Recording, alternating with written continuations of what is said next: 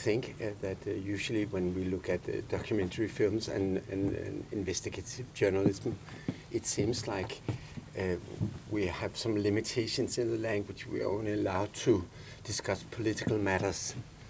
And very often the language is coming from some sort of scientific or journalistic language, looking from upside or from outside into what of course is important matters. But I think that modern documentarism is trying to do the same thing as we would find in novels and in paintings and in music, that we are trying to look at life from inside. We are trying to reflect life as it is for human beings living in life. When you look at someone being in love with someone else, we don't really know what love is. We don't have, proper analysis. We don't have a chemical understanding. We don't have a medicine understanding. Where is love situated? Is it in the head, or is it in the heart, or is it in the sex? But somehow we have from our life this experience of how is love feeling, that we can somehow sense it, but we don't know how we are sensing it. And this could be in a strange way also sensed by a camera, or by a microphone, or by a human being. So by this we can hope to touch the audience with love. Most people would understand elements in the personality as being a fault. Some people will think that they're a little bit too thick, and some will think they're a little bit too thin. Some will think they have too big breasts or too small breasts, and some will think they have too curly hair, and some will think they have too smooth hair.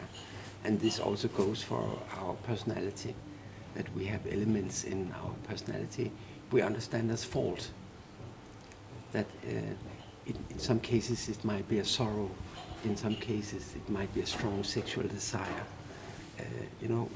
All of us have areas in our personality we think it's fault. That do not fit in the structure somehow. Exactly. Yes.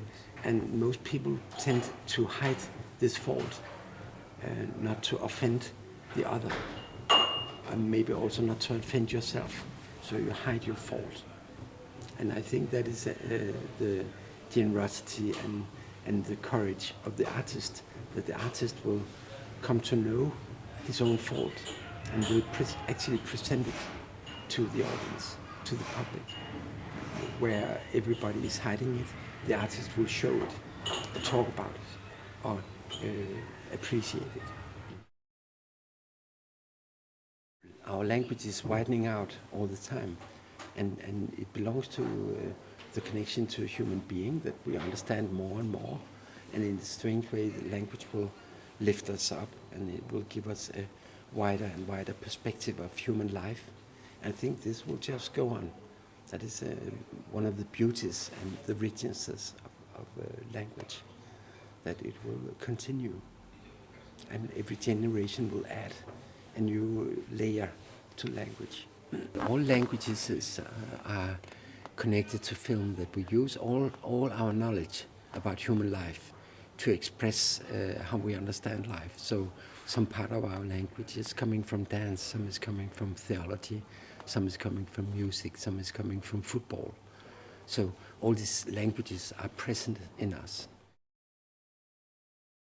Yeah, I think it's an art form in itself. And I think we're just in the beginning of this art form. That since cinema is so young, we would, in the beginning, understand the activity by other art forms. We would understand it partly by ballet or theater or literature, painting. But after a while, the knowledge of how film is actually widening out its own property or its own territory, it will become more and more an art form. So we would today see things going on in film which were impossible 20 years ago, or 30 years ago, or 40 years ago. And when you see a painting by Munch,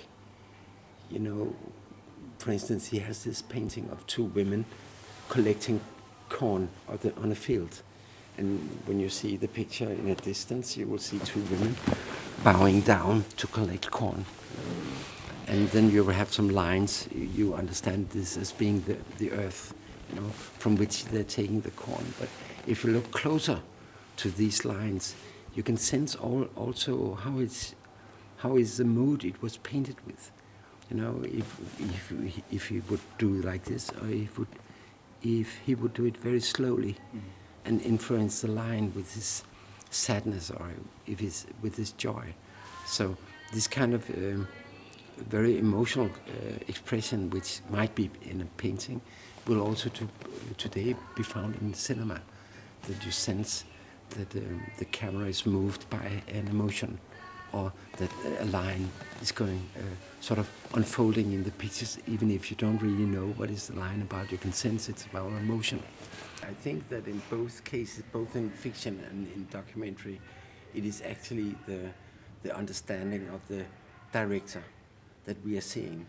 That I think both the fiction director and documentary director would understand the world through his experience, through his remembrance. So I think we cannot really differ between the two kinds of film.